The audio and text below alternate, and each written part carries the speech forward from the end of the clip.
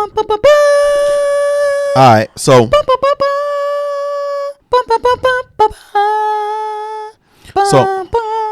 you ready? I'm ready. So you remember the girl who hugged Trump, right? Yes. This I know this was said in the media like a day ago.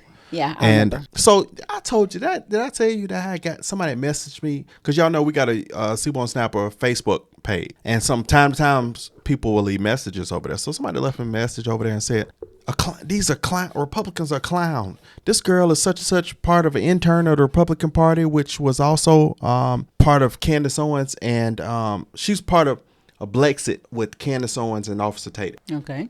She was involved in that from an intern level, if I'm not mistaken, something on that lines. So people message me talking about, oh, this is fake. The Republicans set this up. People are no, just see in people's mind, they think if this person just hadn't been just showed up Chick-Fil-A today because they just wanted a sandwich and they ran into Trump and then they gave him a hug and told him how they feel about him, it's fake.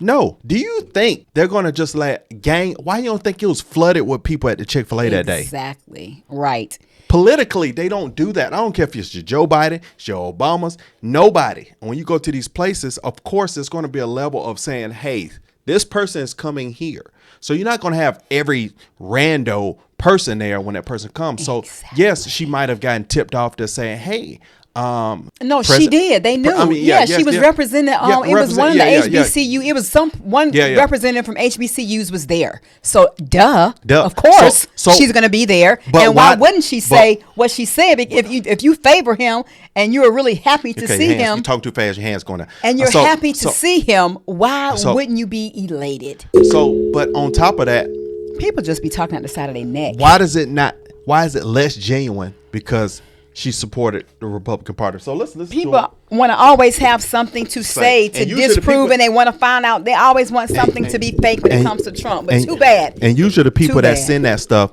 are anti-Trumpers kind of people. Those are those kind of guys. So an unforgettable moment on the campaign trail for one voter who got a big hug from Trump at an Atlanta Chick-fil-A while he met with supporters. Watch. I don't care what the media tells you, Mr. Trump. We support you. Okay, 4 p.m. We've been 4 p.m. Come here, let me give you a hug. Please do. That's right. Wow. That's so cool.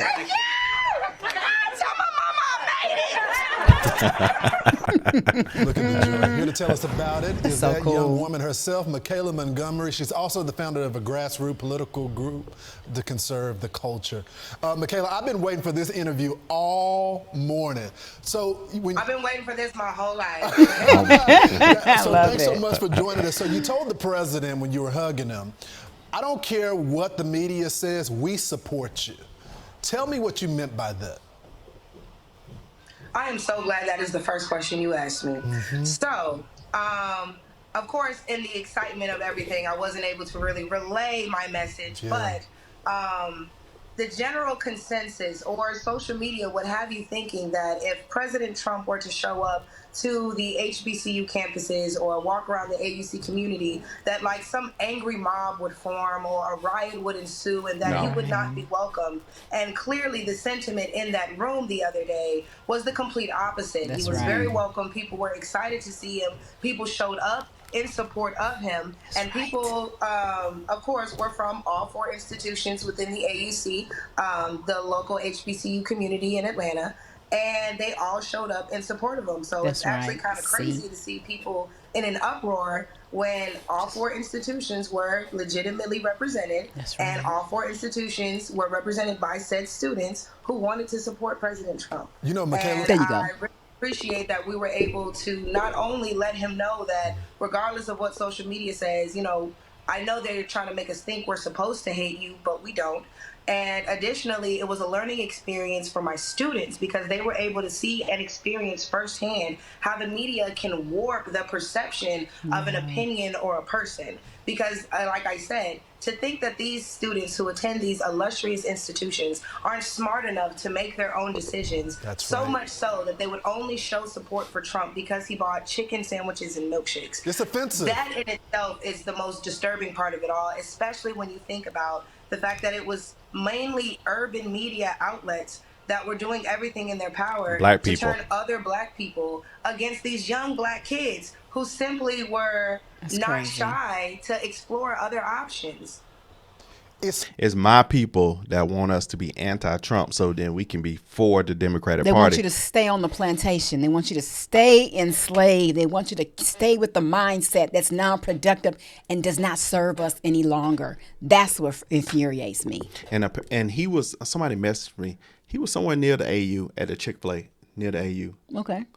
Chick-fil-A near the AU? Yeah. Is a Chick-fil-A over there? Somewhere close over there. It must have been somewhere where they've added one over there. Cool. But it was somewhere over on that end. And they said that's where he was and visited. That's why she sent all the AU, the four corners of the AU had show up. Because you could tell by the pink dress, she must be like, I want to say, my assumption is maybe she may be Clark or she may be Spellman. And then she's like,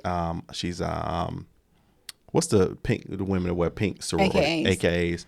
You know, but maybe all black people aren't anti-Trump. You only got really, to me, I'm gonna say honestly, the people on the black community that's from Atlanta that's still saying over here, those people that's still saying go for Joe Biden and the Democrat Party, those usually people are very limited political wise. I'm gonna say that from knowledge, from experience, not saying just speaking out my butt. I'm saying from home where I know how the thought is. You have some people that's on the up and up, and you have some people that's on the down and down. This was really, I'm sorry, real quick. This was really, really good. You just see how happy she was and I saw this clip. I was like, man, this is just outstanding. That experience will probably happen once in a lifetime. Oh yeah, no doubt. Incredible, and I think you hit it on the head. By the way, the former president, gave a lot of funding to HBCUs. One of the highlights of my childhood was my HBCU tour to figure out what college I wanted to go to. But tell me about the former president and his policies. What is it about him that is gravitating these young people toward the president? And a lot of people, traditionally, Republicans don't do well in black America. But a lot of young black Americans like the former president. What is it about him? I think I'm going to just stop right there before she go in. People want truth. People want that somebody going to speak truth because we're in an era that people want that real. Yes. Like you just said, they want the real. Realness. You know, lying to black people and saying if you don't vote for this person, you ain't black, and you lying your teeth off during the backside. Nobody wants that. People would rather hear the truth up front. Or read the people hear what you really gonna do up front, because that makes us more comfortable. Like, okay, that's what it is, and that's what you're gonna do. Okay, I might not support that, but now I know it ain't nothing hidden. And this is a sentiment I get a lot coming from the young people themselves, is that they feel like he's honest. They feel like this is somebody who, while we might not agree with how he says things, how he goes about things, at least he's telling us what it is. We don't feel like this is a snake in the grass waiting for his chance to bite us. This is somebody who's telling us, this is what my plan is. Here's how I plan to execute it. Here's the people involved. And here's how you can get involved. So they just feel like he's more relatable. And I don't say that to say that, like, you know, they all relate to him. But again, he gives you that relatable feeling to where it's like, hey, I'm just like you. You know me. This is what you said you wanted. Here's what I'm going to try to do about it. They really feel like this is somebody who's talking to them and not just saying what they want to hear. Exactly. Such a good point. Michaela, what has Biden done for our community? What has he done for black America? That boy said, our community. Our community. Stop. Well, he locked up a lot of people that look like me, and they're still sitting in jail waiting for, justice and appeal of some sort.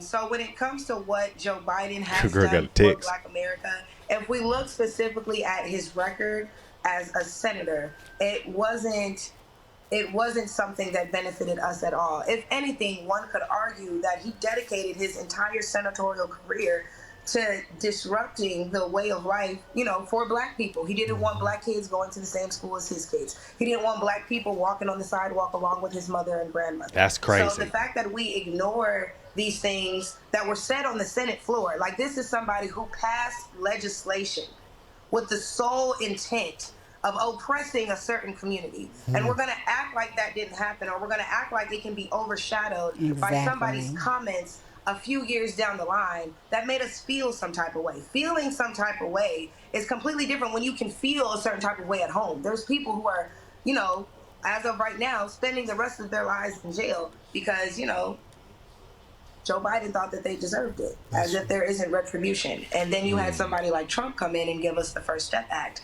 to try and right the wrongs that were done with this 3 strikes rule, and nobody's talking about that. Michaela, I need more time with you.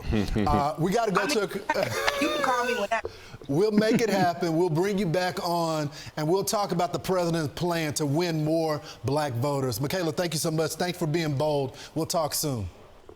We need more representation of people of color that are like this, that speak like this, and young people, young people specifically like her, who aren't afraid to speak up, aren't afraid of being ridiculed by the media, for standing up for what you believe. And like she says, even, sharing with her students, other colleagues, her viewpoint. And I'm so glad that this was like all the HBCUs in Atlanta. That was dope. I had no idea. But when she said that, I was like, that makes sense. And you don't even think about that where he was, the Chick-fil-A is not going to be open to the average public. Of course not. Yeah. So yes, of course you would have, common sense would say that you would have people who are in support of him. Because who you going to have Black Lives Matter come up in there? Please. People who are in support of him would be where he is. Duh. So I'm so glad that they had that experience. They all were smiling from ear to ear.